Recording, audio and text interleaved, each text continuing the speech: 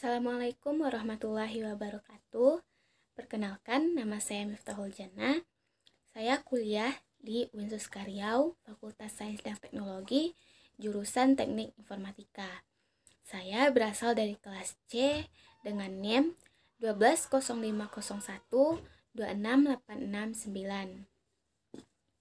Pada video kali ini, saya akan menjelaskan tentang beberapa materi seperti yang telah saya tuliskan di judul, yaitu yang pertama materi plexer, yang kedua rangkaian sekuensial, yang ketiga memori, dan yang keempat ALU atau Arithmetic Logical Unit. Materi yang pertama yaitu plexer. Plexer ini terdiri dari dua macam rangkaian, yaitu rangkaian multiplexer atau biasanya disebut dengan MUX, dan rangkaian demultiplexer atau biasanya disebut dengan DEMUX. Rangkaian multiplexer ini merupakan sebuah rangkaian di mana dia terdiri dari beberapa input yang nantinya input-input tersebut akan diseleksi dan menghasilkan satu output saja. Penseleksi input ini disebut dengan kendali sinyal atau select. Pada gambar di samping, gambar tersebut merupakan diagram dari multiplexer.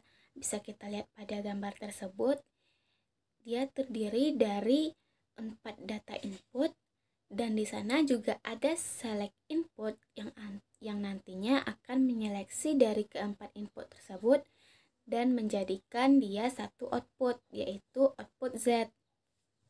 Nah, untuk tabel kebenaran dari rangkaian multiplexer ini bisa kita lihat pada gambar di samping, di mana pada gambar tersebut dia terdiri dari dua macam select, yaitu S0 dan S1, dan terdiri dari 4 input, yaitu D0, D1, D2, dan D3, yang nantinya hanya akan menghasilkan satu output saja, yaitu output X.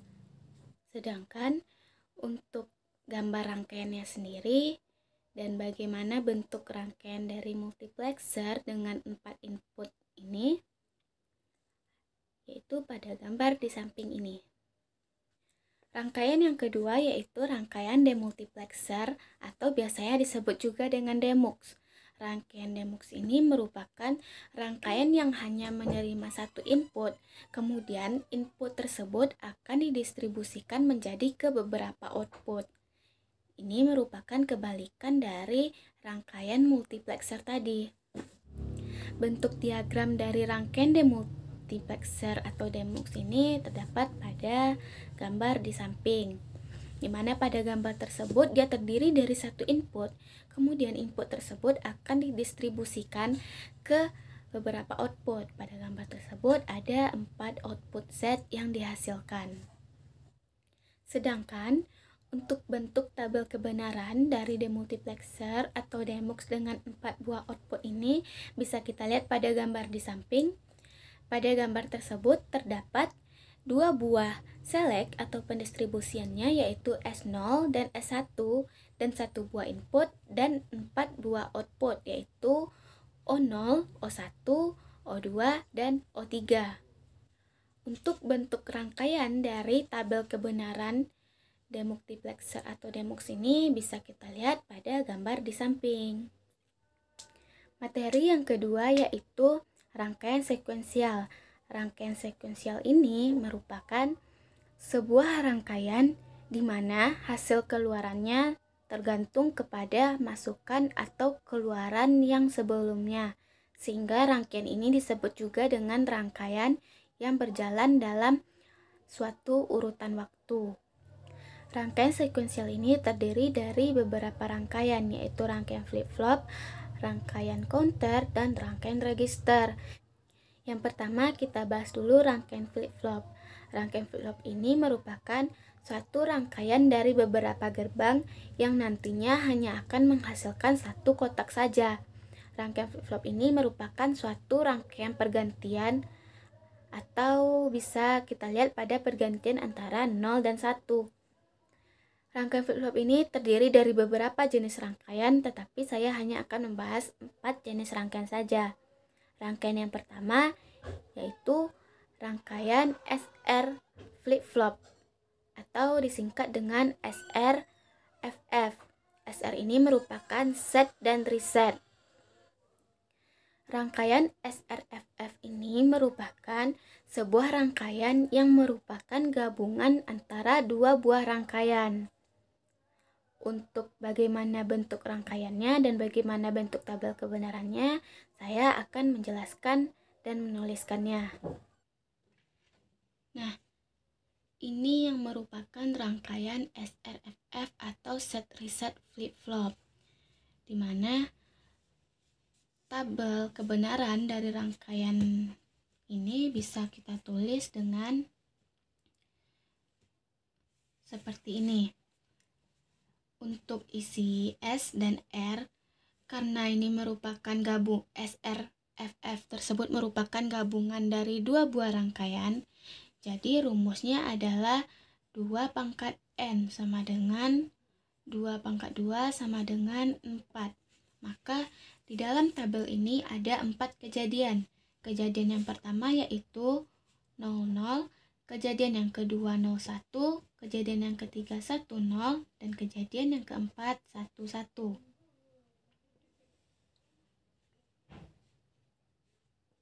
Untuk isi dari ki dan kibar, kita bisa menentukan dengan di sini.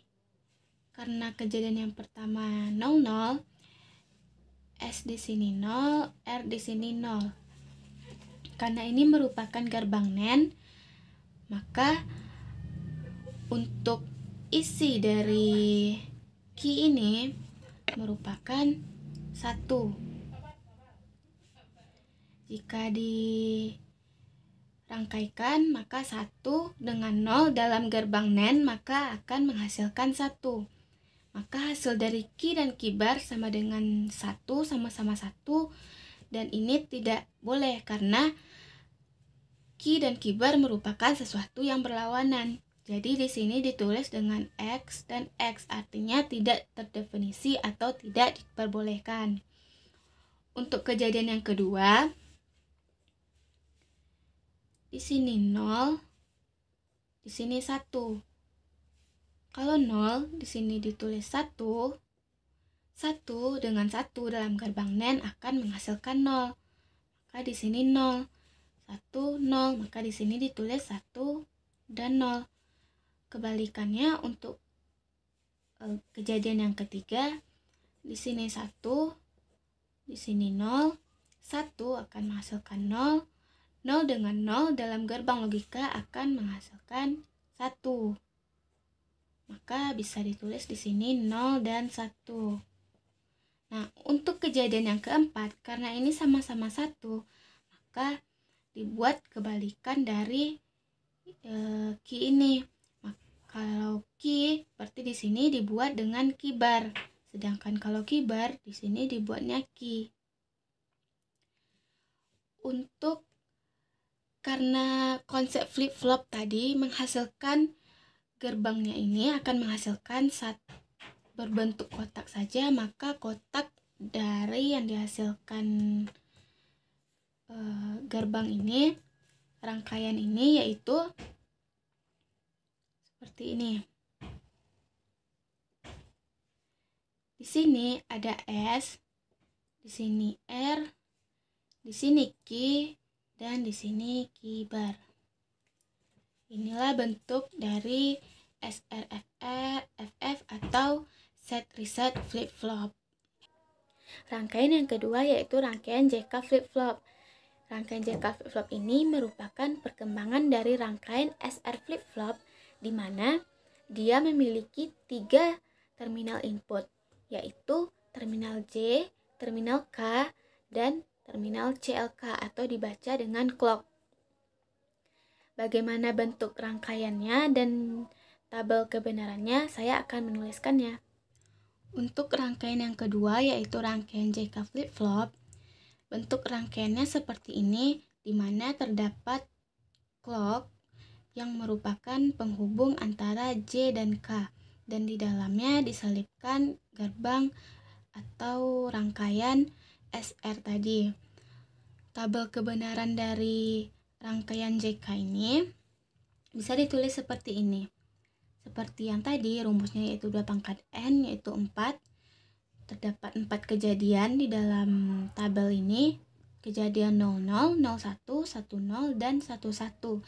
Dimana untuk output yang dihasilkannya, untuk output key, jika 00 dalam tabel rangkaian JK ini akan tetap menghasilkan key, dan key bar tetap juga menghasilkan key bar. Sedangkan untuk kejadian kedua yaitu 01, kebalikan dari rangkaian SR tadi. Jika di rangkaian SR tadi 10, maka di sini 01. Begitu pula dengan kejadian yang ketiga, 1 dan 0. Untuk kejadian yang keempat, ini merupakan kebalikan dari kejadian yang pertama 00. Jika kejadian yang pertama 00 ini key, maka di kejadian keempatnya key bar. Dan jika ini key bar, di kejadian yang keempatnya yaitu key. Rangkaian ini bisa kita tulis seperti ini, dimana di sini J, di sini clock, dan di sini K, menghasilkan output key dan key bar. Rangkaian yang ketiga yaitu rangkaian T flip-flop. Rangkaian T flip-flop ini merupakan bentuk sederhana dari rangkaian JK flip-flop, di mana J dan K tersebut digabungkan dan menjadi T. Biasanya rangkaian T flip-flop ini disebut juga dengan rangkaian single JK flip-flop. Bentuk rangkaian dan tabel kebenarannya akan saya tuliskan. Untuk rangkaian T flip-flop, bentuk rangkaiannya adalah seperti ini, di mana hanya terdiri dari rangkaian T dan digabungkan dengan rangkaian SR. Untuk tabel kebenaran dari rangkaian T flip-flop ini bisa kita tulis seperti ini.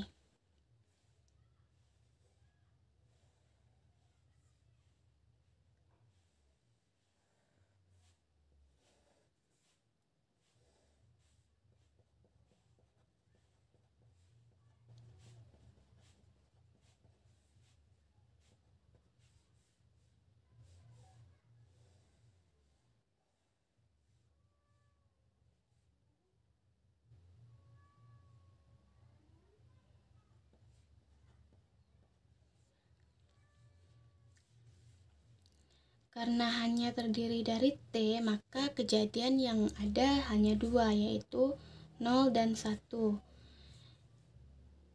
Jika rangkaian kejadiannya 0, maka untuk key adalah 1 dan untuk key barnya adalah 0. Kebalikannya, jika kejadiannya 1, untuk key-nya 0 dan untuk key barnya adalah 1. Hasil dari rangkaian ini dalam bentuk flip-flopnya bisa ditulis dengan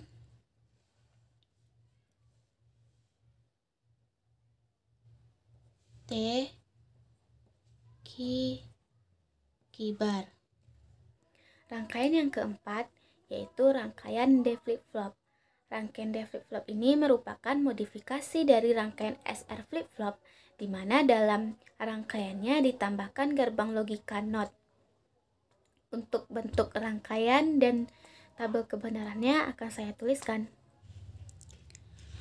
Untuk D flip-flop, rangkaiannya seperti ini, di mana di sini ada D dan clock dihubungkan dengan gerbang NOT dan digabungkan dengan rangkaian SR. Bentuk dari tabel kebenaran dari D flip-flop ini, di sini ada input dan output. Inputnya yaitu D dan outputnya ada key dan key bar. Karena D hanya 1 sama dengan T tadi, yaitu hanya ada 2 kejadian, maka di sini ditulis 1 dan 0 yang merupakan kebalikan dari T tadi, di mana di T ditulis 0 dan 1. Untuk di key kita tulis dengan 0 dan key bar dengan 1. Sedangkan untuk 0, untuk di key kita tulis 1 dan untuk key bar kita tulis 0. Bentuk rangkaian flip-flopnya seperti ini, seperti kotak, sama dengan rumus dan pemahaman tentang flip-flop. yang menghasilkan rangkaian menjadi seperti kotak, maka hasilnya yaitu D dan clock menghasilkan output key dan key bar. Setelah flip-flop, yang kedua ada counter atau pencacah. Counter atau pencacah ini merupakan suatu proses deret hitung, sehingga kadang disebut juga dengan suatu proses hitungan. Counter atau pencacah ini terbagi ke dalam dua macam jenis, yaitu berdasarkan pemberian sinyal clock dan berdasarkan proses hitungannya. Berdasarkan pemberian sinyal clock, counter ini terbagi ke dalam dua macam. Yang pertama, synchronous counter merupakan counter yang sinkron, yaitu clocknya diberikan secara bersamaan ke dalam flip-flop sehingga clocknya menjadi satu. Yang kedua, ada asynchronous counter atau counter yang tidak sinkron atau berbeda. Pada counter ini, clocknya diberikan kepada flip-flop yang pertama, sedangkan flip-flop yang kedua mengambil clock dari hasil keluaran flip-flop yang pertama. Dan yang kedua, berdasarkan proses hitungannya, terbagi ke dalam dua macam juga, yaitu up counter atau pencecah naik dan down counter atau pencecah turun. Contoh counter bisa dilihat pada gambar. Hasil dari gambar tersebut yaitu untuk key A, karena ini panahnya naik, konsep dari ini yaitu jika di sini awalnya 0, di sini awalnya 0, maka jika panahnya naik, maka dia akan menjadi 1 atau bersifat berkebalikan. Jadi di sini akan menghasilkan 1. Begitupun dengan yang ini, karena di sini sudah 1, maka dia berkebalikan menjadi 0. Begitupun seterusnya selalu berkebalikan seperti itu. Maka bisa dibuat seperti ini.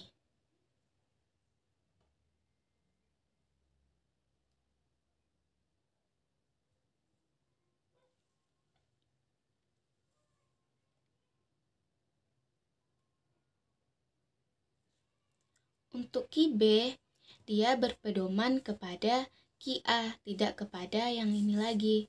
Jadi, di sini bisa ditulis sama-sama panahnya naik. Maka hasil yang dari key B, karena ini sudah 0, di sini dia naik, maka di sini tetap naik juga, maka dia tetap 0 untuk sampai sini. Pada bagian di sini baru dia berkebalikan, yaitu menjadi angka 1. Begitupun untuk yang bagian panah ini, karena di sini sudah 1, maka di sini 0. Dan begitu seterusnya.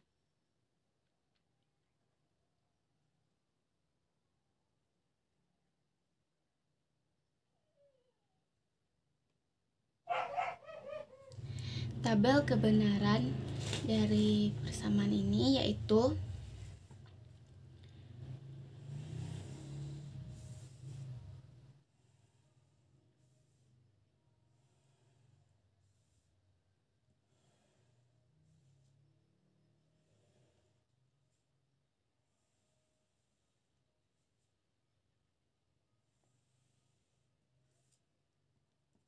di sini T, di sini Q1, di sini Q2, dan nantinya persamaan dari tabel kebenaran ini akan dibuatkan pada BCD 8421. Di sini T0, T1 sampai T9.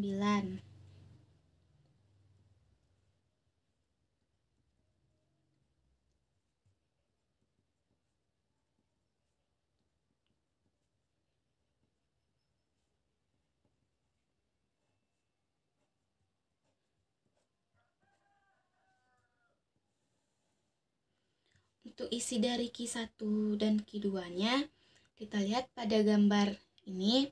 Di sini 0,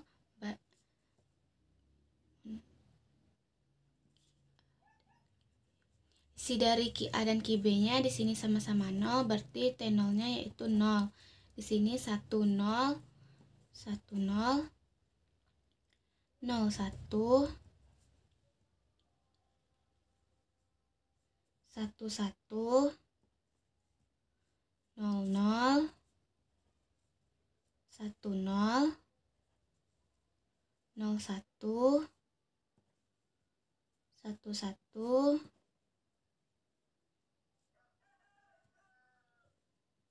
0 0 dan 1 0. Untuk BCD-nya yaitu di sini 0 0, kita buat 0 untuk persamaan T1 1, persamaan T2-nya 2, persamaan T3-nya 3, dan seterusnya 4, 5, 6, 7. Kenapa hanya dibuat sampai 7? Karena jika awalnya adalah 00, maka hasil yang terakhirnya juga 11. Kalaupun ingin dibuat, maka di sini kembali ke 0 lagi, dan seterusnya nanti di sini 1 lagi, dan seterusnya. Ini contoh dari counter atau pencacah. Yang terakhir, bagian dari rangkaian sekuensial ini yaitu register. Register merupakan sebuah rangkaian yang menyimpan n bit data dengan menggunakan NFF, di mana satu FF ini hanya bisa menyimpan 1 bit data. Register ini terbagi ke dalam 4 jenis. Yang pertama yaitu serial input, serial output, atau disingkat dengan SISO. SISO ini merupakan sebuah register di mana masukan dan keluarannya dilakukan secara berurutan. Untuk bentuk rangkaian dan tabel kebenaran dari SISO ini bisa dilihat pada gambar di samping. Pada gambar tersebut digunakan D flip-flop. Yang kedua yaitu serial input parallel output atau disingkat dengan PISO, merupakan sebuah register di mana masukan dilakukan secara berurutan dan keluarannya dilakukan secara serentak. Bentuk rangkaian dan tabel kebenaran dari SIPO ini bisa dilihat pada gambar di samping yang menggunakan D flip-flop. Yang ketiga yaitu parallel input serial output atau disingkat dengan PISO. PISO ini merupakan sebuah register di mana masukannya dilakukan dengan secara serentak dan keluarannya dilakukan dengan berurutan. Rangkaian dan tabel kebenarannya dapat dilihat pada gambar di samping, juga menggunakan D flip-flop. Dan jenis yang terakhir yaitu yang keempat disebut dengan parallel input, parallel output, atau disingkat dengan PIPO. PIPO ini merupakan sebuah register di mana masukan dan keluarannya dilakukan secara serentak. Bentuk rangkaian dan tabel kebenaran dari PIPO ini bisa dilihat pada gambar di samping, di mana gambar tersebut juga menggunakan sistem D flip-flop. Materi yang ketiga yaitu memori. Memori merupakan suatu perangkat keras yang digunakan untuk menyimpan data binary. Dalam memori ini terdapat 2 buah operasi utama. Yang pertama, operasi read merupakan sebuah operasi proses transfer data yang disimpan di luar memori. Yang kedua yaitu write merupakan proses memasukkan data yang disimpan ke dalam memori. Memori sendiri terbagi ke dalam 2 jenis, yaitu RAM atau Random Access Memory dan ROM atau Read Only Memory. RAM yaitu sebuah jenis memori yang waktu untuk read dan write-nya itu sama untuk ke semua data. RAM ini bersifat volatile atau tidak bisa tanpa aliran listrik, di mana jika aliran listrik dipadamkan, maka data yang tersimpan di dalam RAM ini akan hilang dan terhapus. RAM merupakan kumpulan dari beberapa word Dan word sendiri ini merupakan kumpulan dari beberapa bit. Dalam satu word bisa terdapat bit yang bervariasi. Misalnya, dalam satu word ada terdapat 8 bit, ada juga yang terdapat 16 bit atau sebagainya. Penyimpanan di dalam RAM ini dinamakan dengan byte, di mana dalam satu byte terdapat 8 bit. Jadi jika 16 bit, maka dia terdiri dari 2 byte. Untuk menghitung kapasitas RAM bisa dicari dengan mengalihkan jumlah word dengan jumlah bit yang terdapat dalam tiap word. Misalnya, dalam satu RAM terdapat 8 word dan 16 bit. Maka kita cari dengan mengkalikan 8 dengan 16 bit. Nanti hasilnya kita jadikan ke byte. Untuk memudahkannya, kita jadikan dulu bit ini ke byte, di mana 16 bit merupakan 2 byte. Jadi kita bisa mengkalikannya 8 dikali 2 yaitu 16. Jadi dalam satu memori itu kapasitasnya yaitu 16 byte. Yang kedua yaitu ROM atau read only memory. Read only memory ini merupakan sebuah memori yang hanya bisa dibaca atau di-read saja. Sifat dari ROM ini berkebalikan dengan RAM, di mana di RAM bersifat volatile atau tergantung kepada aliran listrik. Pada ROM ini dia bersifat non-volatile, yaitu tidak bergantung kepada aliran listrik. Jadi, walaupun aliran listrik dipadamkan atau diputuskan dari ROM ini, data yang terdapat di dalam ROM tidak akan hilang. Jika ingin mengisikan data ke dalam ROM, maka harus dilakukan dengan cara memprogram ulang ROM tersebut. ROM ini biasanya memiliki kapasitas memori lebih besar daripada RAM. Misalnya, dalam suatu smartphone, jika RAM-nya 8, maka nanti ROM-nya yaitu 128. Begitupun dengan RAM 4, nanti ROM-nya yaitu 32. Jadi jumlah ROM ini lebih besar daripada jumlah RAM. Materi yang terakhir yaitu ALU atau Arithmetic Logical Unit. ALU merupakan sebuah rangkaian digital kombinasional yang bisa melakukan fungsi aritmatik dan logika, di mana fungsi aritmatika ini terdiri dari penjumlahan, pengurangan, dan sejenisnya, sedangkan untuk fungsi logika terdiri dari AND, OR, dan sejenisnya. ALU merupakan salah satu komponen terpenting yang terdapat di dalam CPU dari sebuah mikroprosesor. Karena ALU merupakan rangkaian kombinasional, maka ALU juga memakai konsep rangkaian kombinasional, yaitu jika ada pasangan kombinasi input yang dimasukkan, maka akan menghasilkan output tertentu juga. Gambar di samping merupakan lambang ALU, di mana terdapat masukan A dan B yang nantinya akan menghasilkan output Y. Di sana terdapat juga status dan upcode yang dimasukkan. Juga ada status yang dikeluarkan. Status yang dimasukkan ini merupakan informasi tambahan yang digunakan seperti carry in dalam penjumlahan. Sedangkan upcode yang dimasukkan merupakan mode apa yang digunakan dalam proses ALU ini, apakah mode penjumlahan, mode pengurangan, mode AND, ataupun mode OR.